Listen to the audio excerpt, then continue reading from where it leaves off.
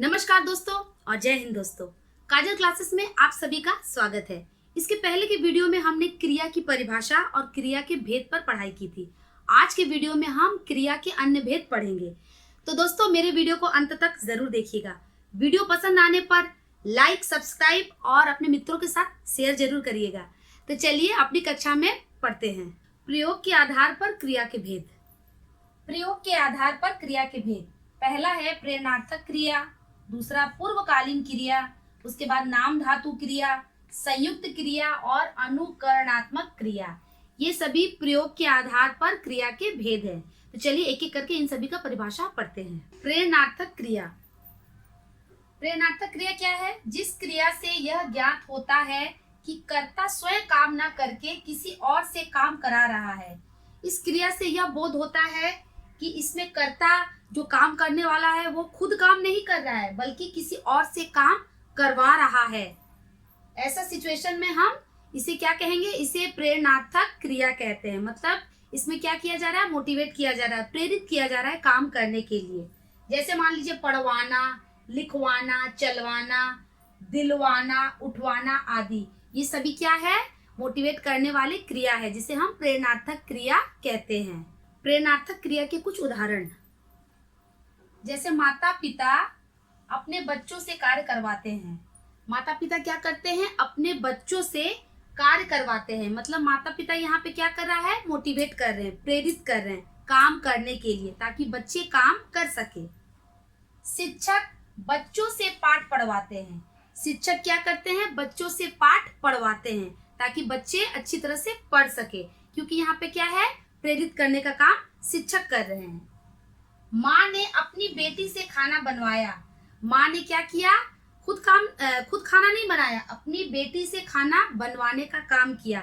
इसे ही हम प्रेरणार्थक क्रिया कहते हैं, जो क्या करते हैं? एक दूसरे को प्रेरित करते हैं। पूर्वकालीन क्रिया।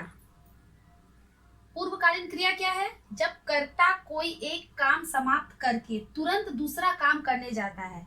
जब कर्ता मतलब काम करने वाला क्या करता है? एक काम समाप्त करता है, उसके तुरंत बाद दूसरा काम करने जाता है, तो वहां पर हम पूर्वकालीन क्रिया उसे कहते हैं। जैसे मान लीजिए राधा खाना खाकर, राधा क्या की? खाना खाकर पढ़ने गई। एक काम वो समाप्त की कि पहले वो खाना खाई, खाना खाकर क्या की? खाना खाकर वो फिर उसके बाद क्या करने गई? पढ़ने गई। एक क्रिया समाप्त होने के दूसरे बाद तुरंत दूसरा क्रिया चालू हो गया। उसी प्रकार मोहन दुकान से लौटकर, कहाँ से लौटा वो? दुकान से लौटकर। पहले दुकान से वो आया, उसके बाद खाने गया, उसके बाद तुरंत दूसरा क्रिया हो जाता है, तो उसे ही हम पूर्वकालीन क्रिया कहते हैं। नाम धातु क्रिया। नाम धातु क्रिया क्या है? वे क्रिया जो संज्ञा, सर्वनाम या विशेषण आदि से मिलकर बनती है। वे सभी क्रियाएं जो संज्ञा, सर्वनाम या विशेषण से मिलकर बनती है, ऐसी क्रिया को नाम धातु क्रिया कहते हैं। ऐसी क्रिया को हम क्या कहते हैं? नाम धातु क्रिया। यह धातुओं के नाम से बनती है। यह क्या होती है? धातुओं के नाम से बने होते हैं, इसलिए इन्हें नाम धातु कहते हैं। धातु कहने का मतलब यहाँ पर मेटल नहीं है कि इंग्लिश में जो धातु को हम लोग मेटल कहते हैं वो है।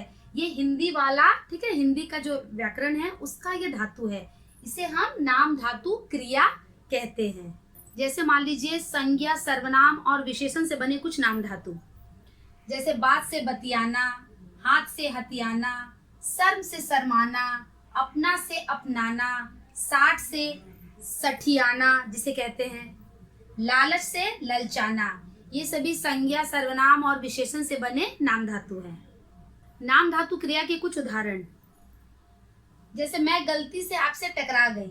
मैं गलती से आपसे टकरा गई। लुटेरों ने जमीन हथियार ली। लुटेरों ने जमीन क्या की? हथियार ली। सूरज समोसे देकर ललचा गया। सूरज समोसे देकर ललचा गया। ठीक है, जैसे लालच से ललचाना, हाथ से हथियाना, ठीक है, और टक्कर से टकराना, ये सभी नाम धातु क्रिया के उदाहरण हैं। संयुक्त क्रिया। संयुक्त क्रिया किसे कहते हैं? वे क्रिया जो किसी दूसरी क्रिया से मिलकर बनती है। वे क्रिया जो किसी दूसरी क्रिया से मिलकर बनती है उसे हम संयुक्त क्रिया कहते हैं। जैसे मान लीजिए तुम रोज पुस्तक पढ़ा करो, तुम रोज पुस्तक पढ़ा करो।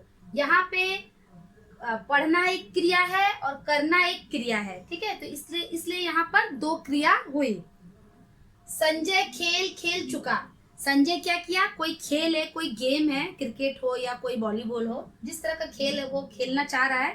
संजय खेल खेल चुका, ठीक है। खेल क्या है, खेलना एक क्रिया है और चुका मतलब वो काम कर चुका है। तो इस तरह से यहाँ पर दो क्रियाएं हुई हैं। तो जब भी वे क्रिया जो किसी दूसरी क्रिया से मिलकर बनती है, मतलब एक क्रिया के साथ दूसरा क्रिया मिलकर जब बनता है, तो ऐसे में हमें क्या मिलता है, संयुक्त क्रिया इस सिचुएशन में कहलाती है। अनुकरणात्मक क्रिया। अनुकरणात्मक क्रिया क्या है, किसी ध्वनि के अनुकरण मतलब नकल पर जो क्रिया बनती है उसे हम अनुकरणात्मक क्रिया कहते हैं। किसी भी ध्वनि के या साउंड के नकल करने पर जो क्रिया बनती है उसे हम अनुकरणात्मक क्रिया कहते हैं। जैसे मान लीजिए खटखट से खटखटाना। खटखट क्या है, एक तरह का ध्वनि या साउंड है, उससे क्या बना, खटखटाना। झनझन से क्या बना, झनझनाना। उसी प्रकार भन भन से भन बनाना। जैसे मक्खियां या मधुमक्खियां क्या करती है, भिन भिनाती हैं, उसी तरह से क्या होती है, भन भन से क्या बना, भन भन आना। ये सभी क्या है, अनुकरणात्मक क्रिया कहलाती है। इसके अलावा एक क्रिया होती है जिसे हम कहते हैं सामान्य क्रिया। इसमें क्या होती है, एक ही क्रिया होती है, इसलिए इसे हम सामान्य क्रिया कहते हैं। आज की कक्षा समाप्त। मिलते हैं अपने आने वाले नेक्स्ट वीडियो में, तब तक के लिए धन्यवाद।